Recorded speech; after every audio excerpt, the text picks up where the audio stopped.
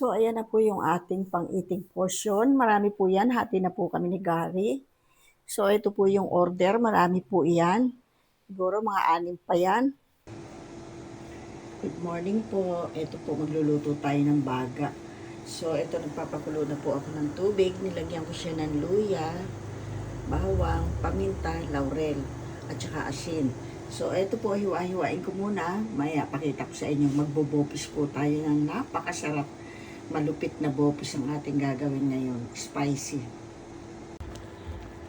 So, ayan na po. Tinamad ako maglabas ng malaking kasirola. Pinagkasyak na lang dito. Ayan. Pagka lumiit naman na po itong baga, sakto-sakto lang siya. So, yung ating pong pinagpakuluan, luya, laurel, bawang, at saka paminta. So, hindi ko muna po nilagyan ng asin kasi susubo. Yung bubula po agad. So, pag niluto na lang po natin ang ating bopi, saka natin siya titimplahan ng alat na pampalasa pati. Ayan. Ang importante po, matanggal lang yung lansa.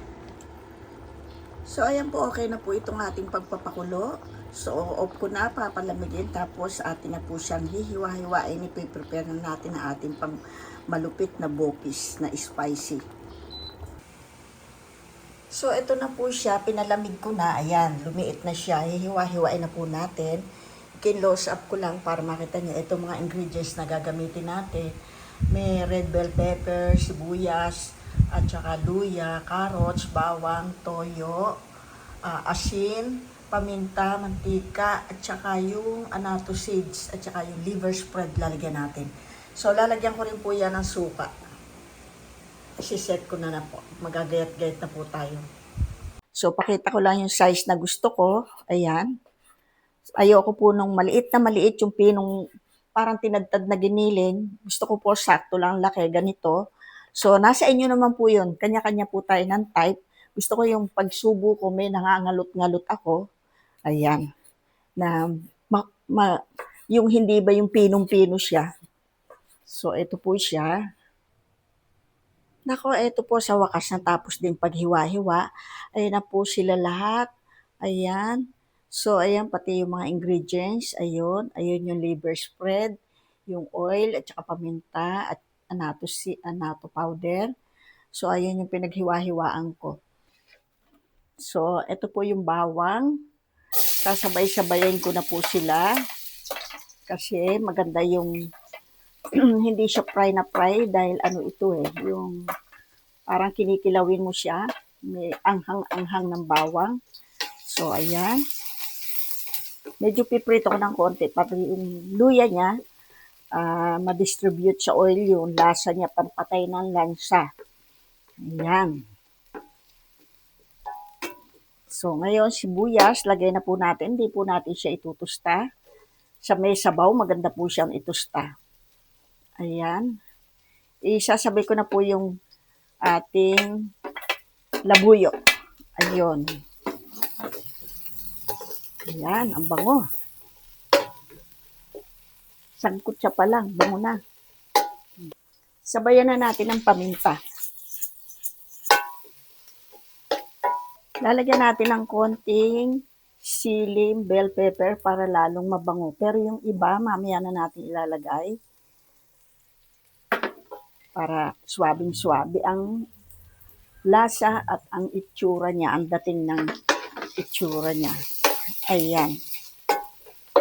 Lagyan natin ng konting asin. Ayun.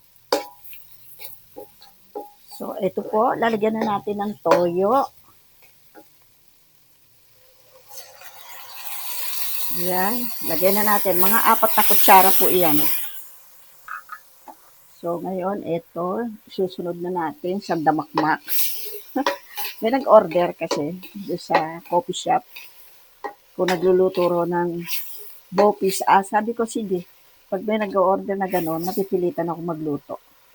Kahit meron na tayo naka-upload. Ayan. So, inuna ko lang itong may mga taba-taba ching-ching. Ayan. Sunod-sunod na rin po yan. Diba ang bango? Ayan. Liliit pa po yan. Kaya nilakihan ko hiwa kasi pinakuluan lang natin sila para matanggal yung mga lansa-lansa niya, tsaka madaling hiwain, maganda. So, ayan po siya. Mainit ba? Ay, hindi naman siya. Ayan. Ko, maalingasaw na yung amoy sa bango. So, maglalagay na tayo ng anato powder dito sa gitna. Yun. Yung liver spread, mamaya po natin lalagay yan kasi maninikit siya. Pwede ko na siyang lakasan uli. Ayan. So, pag nasangkot niya po natin to, low fire natin uli. Hindi ako maglalagay ng tubig muna. Kasi maglalabas po siya ng katas niya, yung pinagkuluan natin. Kasi maganda po yun. Ma-fry muna ng konti ito. Masangkot siya, yung mga baga. Ayan.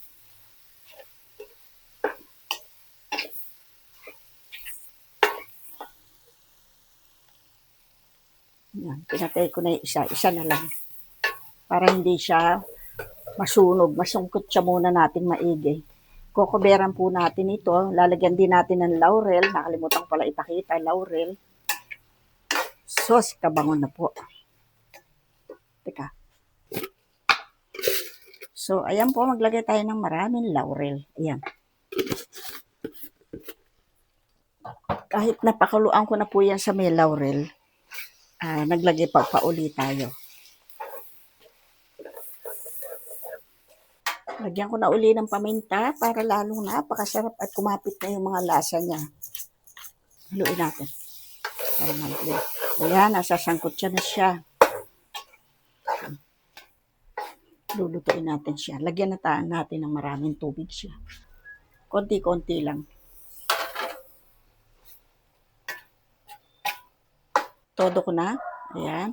Tansya-tansya lang po ang lagay. Konti-konti lang tapos low fire natin kasi lulutuin pa natin siya. Ayan.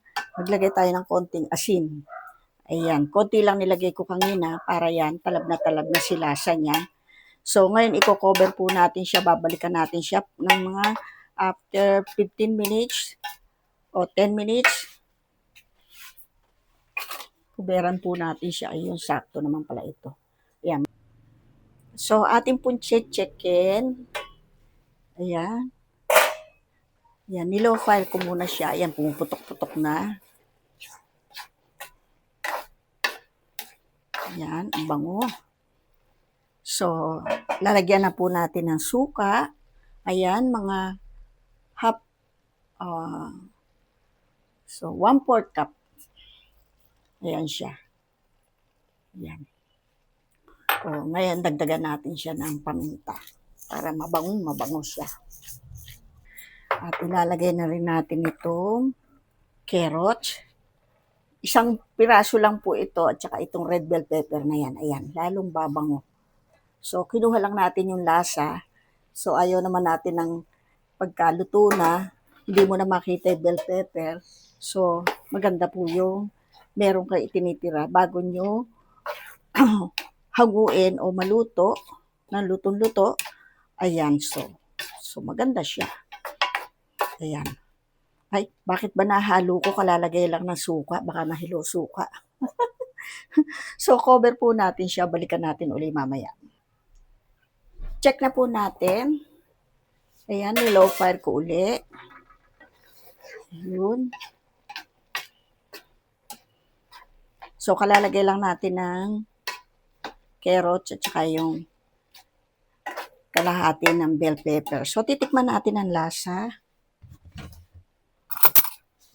Kung tama na siya sa alat, asim, at ating titimbangin siya ng timpla. Timbangin ng timpla. So, ito tikman ko.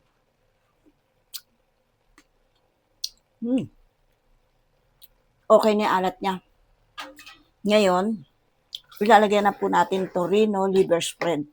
Napakasarap na, magiging lalo pa siyang napakasarap. Gusto ko yung may nangangalot na ganon, yung malalaki siya.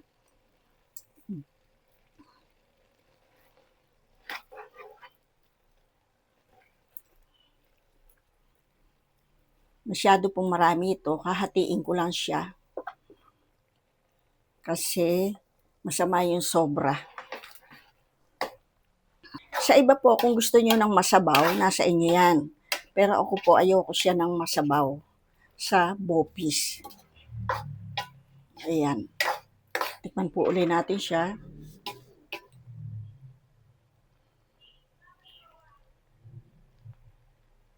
Hindi ko makuha yung laman-laman niya. Ayun. Pero lalagyan ko po ito ng konti pang tubig kasi i-ano pa natin siya ng 5 minutes dahil yung mga carrots malutong pa.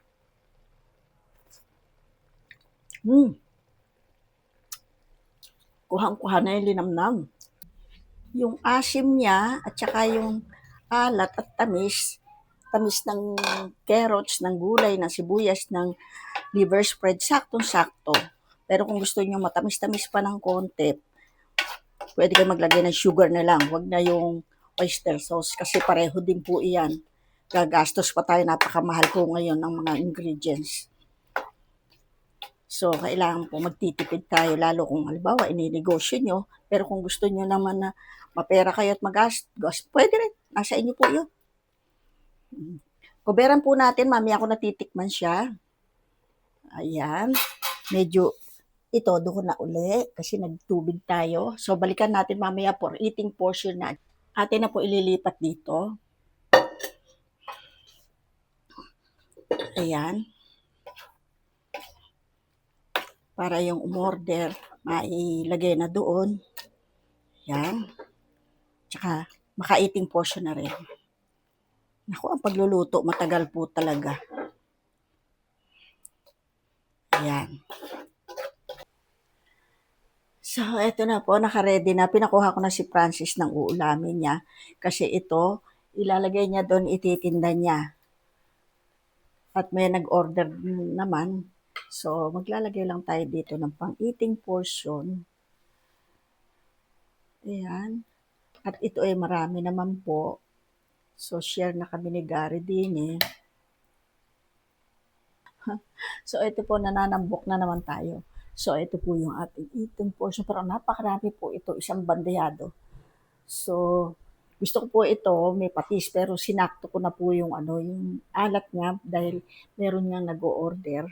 So, ito po, hindi na ako gagamit ng service spoon kasi dito kalahati akin, kalahati kay Gary. So, ito po, just hindi po masyadong maanghang kasi baka hindi type nung nag-order nabibili na maanghang-maanghang. Pero naglagay po ako ng mga extrang buo na kung gusto nila maanghang, ayan, ganyan gagawin natin. Allergy na ako sa maanghang, bahala na. Bahala na si Batman. At saka ito, pampataas na uric acid. Mababa na uric acid ko, kaya malakas ang loob kumain ito. Kahapon nga ulam namin, adobong balunan ng manok na nilagyan ko ng belly. Ay, ang sarap. Unang subo po para sa inyong mga followers, mga kamag-anak ko, mga nasa ibang bansa, lahat-lahat sila. Isang araw si shoutout ko, maglilista po ako ng pan-shoutout. Sarap. Pero kuha po ang service po. Nahiya naman po ako. Ayan, nahilig din sa maanghang sigari. Ito ako. Alam niyo, gustong-gusto ko yung ganito na yung hindi pino. Pero iba gusto pino. Ako ayoko. Gusto ko yung may nangangalot-ngalot siya. Lalo yung puti-puti na yon, parang litid. Ang sarap. Mga pamangkin. Kung mahilig kayo sa bopis, gayahin niyo yung pagluluto ko. Napakasarap talaga. Walang kalansa-lansa. Lagyan yung liver spread. Rino, liver spread. Ang sarap. Sarap. Sarap pulutan to. Grabe. Hindi dahil sa luto ko, sinasabi ko masarap. Kasi meron din po akong, pag wala sa mood, totoo pala yun, ang pagluluto, pag love mong pagluluto, masarap lalabas. Pag wala ako sa mood, nagluto ako ng pabaksak-baksak lang. Hindi ako nasarapan, hindi ko kinakain. Kahit aso ayaw kainin.